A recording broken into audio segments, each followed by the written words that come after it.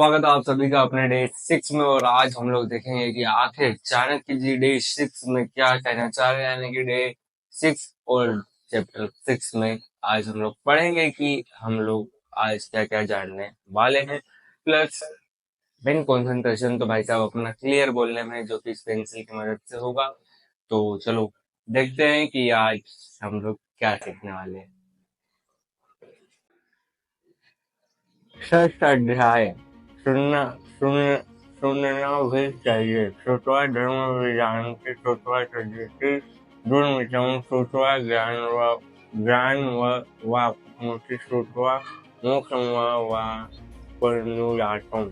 आचार्य चाणक्य यहाँ सुनकर ज्ञान प्राप्त करने की प्रक्रिया स्पष्ट करते हुए कहते हैं कि सुनकर ही मनुष्य को अपने धर्म का ज्ञान होता है, सुनकर ही वह दुर्बुद्धि का त्याग करता है, सुनकर ही उसे ज्ञान प्राप्त होता है और सुनकर ही मोक्ष मिलता है। अभिप्राय यह है कि अपने पूज्य लोगों या महापुरुषों के मुंह से सुनकर ही मनुष्य को अपना धर्म अर्थात कर्तव्य का ज्ञान होता है, जिससे वो पतन के मार्ग पर ले जाने वाले कार्य को त्याग देता है। सुनकर ही ज्ञान तथा मोक्ष भी मिलता है।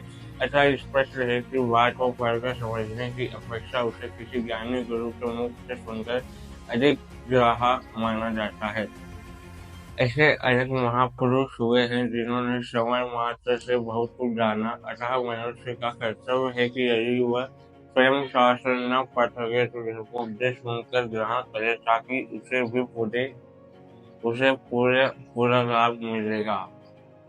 चांडाल प्रकृति पक्षिणां काकस्य चांडाल पशूनां चैव कुक्कुरः मुनिना पापस्य चांडालः सर्वेषु निंदकः।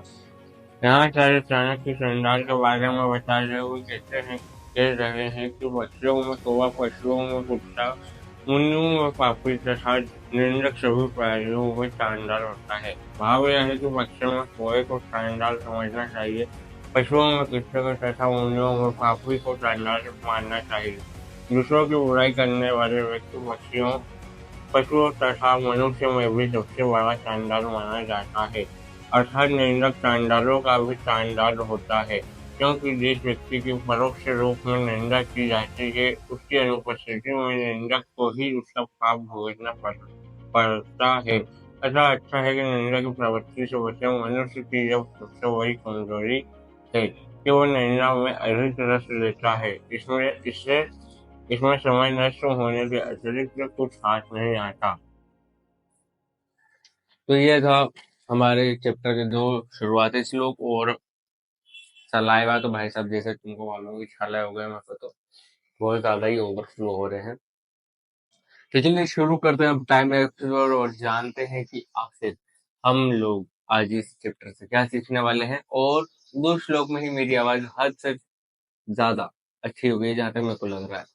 तो चलो फटाफट से टाइम लेस से शुरू करते हैं और आज का चैप्टर खत्म करते हैं और फिर आपको पढ़ के सुनाते हैं आज का आखिरी श्लोक और करते हैं आप लोगों से कुछ सवाल जवाब, जिसका आप लोग जवाब दीजिएगा कमेंट बॉक्स में।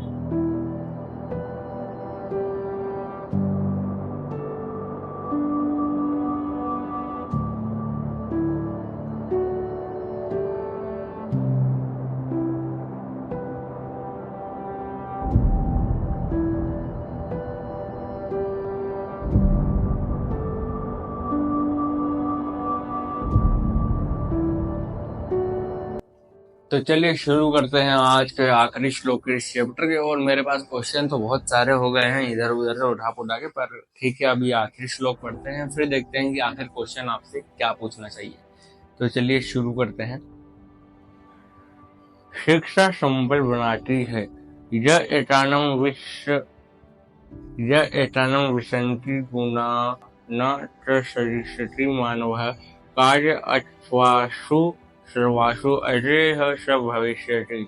यहाँ आचार्य चाणक्य पूर्वोक्त साधनों से प्राप्त गुणों से युक्त व्यक्ति के सफल काम होने की चर्चा करते हुए कहते हैं कि जो मनुष्य इन 20 गुणों को अपने जीवन में धारण करेगा वह सब कार्यों और सब अवस्थाओं में विजयी होगा। भाव यह है कि इन 20 गुणों को उन पशुओं से सीखने का अभिप्राय मनुष्य को साहसी, अभिमान रहित और जन निश्चयी बनाता है, साथ ही जीवन में अच्छे गुणों का आदान करता है तथा दुर्गुणों को छोड़कर सत्य संकल्प और सत्य समाज के निर्माण में योगदान देता है। अतः इसमें पशु पक्षी भी हमारे लिए दृष्टांत हैं। इसलिए पंडित विष्णु शर्मा ने पंचतंत्र में सभी पशु पक्षियों को कथांग का पात्र बनाकर मानव के लक्ष्य सिद्धि में सहायक कथाओं का निर्माण किया है, जिसका उद्देश्य राजा के मूर्ख चार पुत्र भी 6 महीने के अंदर ही राजनीति में कुशल व विद्वान बनना था। इस प्रकार जो व्यक्ति इन ऊपर बताए गए गुणों को धारण करने का प्रयत्न करता है, उन्हें अपना लेता है, वह जीवन में कभी भी किसी भी स्थिति में पराजित नहीं होता, उसे जीवन में सर्वत्र विजय प्राप्त होती है।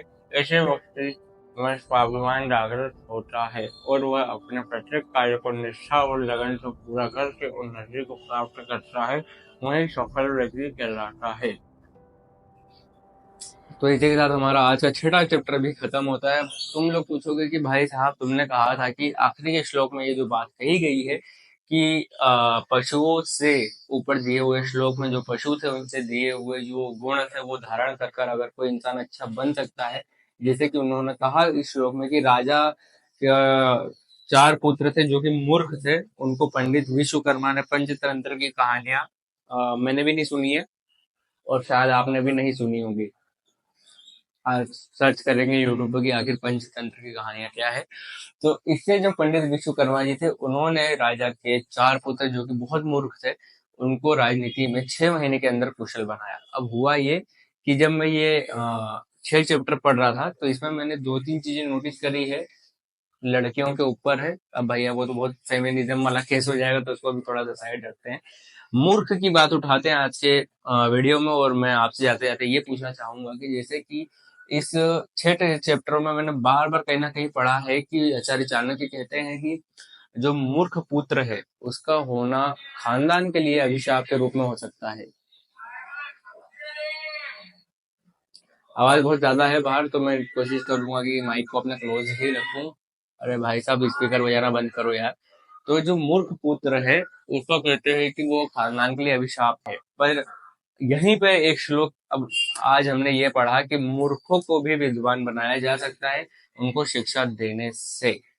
तो इस चीज पर आपका क्या कमेंट है? क्योंकि कुछ कुछ लोगों का हम लोग सुनते हैं जैसे कि आईक्यू वगैरह कम होता है, ये जो भी चीजें होती हैं वो लोग मूर्ख रह जाते हैं। हमारे क्लास में भी हुआ करता था कि मैं मिड बेंचर था, कोई फर्स्ट बेंचर था, कोई बैक बेंचर था, तो जो बैक बेंचर बन जाते हैं वो बेचारे उनको मूर्ख समझा जाता है, जो कि आज के टाइम पे बहुत ज्यादा मतलब ऐसा बोलते हैं बैक बेंचर ही असल में जिंदगी में तरक्की करते हैं, तो पता नहीं क्या होता है। बट मेरे को जहां तक मालूम है तो अगर मूर्ख को हम लोग अच्छा बना सकते हैं तो फिर दुनिया में मूर्ख बचेगा कौन? वो वाली चीज पूछ रहा था। तो बस यही कि आज का 6वां चैप्टर खत्म होता है। तुम लोगों के साथ एक कंफ्यूजन वाला टॉपिक यही है कि आखिर मूर्ख क्या है और अगर मूर्ख को समझदार बनाया जा सकता है तो क्या हमारे जो क्लास में मूर्ख बच्चे बैठते हैं उनको भी हम लोग समझदार बना सकते हैं? तो चलो इसी के साथ मैं चलता हूँ, मिलता हूँ कल 6ठे चैप्टर के साथ, नहीं 7वें चैप्टर के साथ। इसी के साथ चलता हूँ, मिलता हूँ कल।